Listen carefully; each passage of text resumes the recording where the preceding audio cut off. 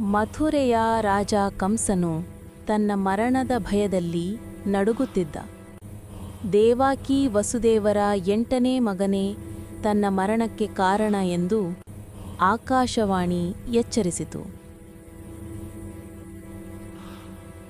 ಗೋಕುಲದಲ್ಲಿ ಕೃಷ್ಣನು ಪ್ರೀತಿಯ ಬಾಲಕನಾಗಿ ಬೆಳೆದನು. ಅವನ ಮುಖದಲ್ಲಿ ನಗುವು, ಹೃದಯದಲ್ಲಿ ಧರ್ಮ. ಕಂಸನು ಜನರನ್ನು ಹಿಂಸಿಸಿ ಧರ್ಮವನ್ನು ನಾಶ ಮಾಡುತ್ತಿದ್ದ. ಮಥುರೆಯ ಜನ ದುಃಖದಲ್ಲಿ ಮುಳುಗಿದರು. ಯುವಕ ಕೃಷ್ಣನು ಬಲರಾಮನೊಂದಿಗೆ ಮಥುರೆಗೆ ಬಂದು ಧರ್ಮವನ್ನು ಸ್ಥಾಪಿಸಲು ಸಂಕಲ್ಪ ಮಾಡಿದ್ದನು.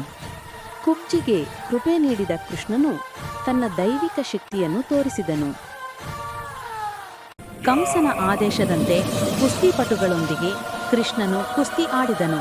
ಕುಸ್ತಿಯಲ್ಲಿ ಸೋಲು ಕಂಡ ಕಂಸನು ಕೃಷ್ಣನನ್ನು ಕೊಲ್ಲಲು ಆದೇಶ ನೀಡಿದ. ಕೃಷ್ಣನು ಒಮ್ಮೆಲೆ ವೇದಿಕೆಗೆ ಹಾರಿ ಕಂಸನ ಮೇಲೆ ದಾಳಿ ಮಾಡಿದನು. ಧರ್ಮದ ವಿಜಯಕ್ಕಾಗಿ ಕೃಷ್ಣನು ಕಂಸನನ್ನು ಸಂಹರಿಸಿದನು.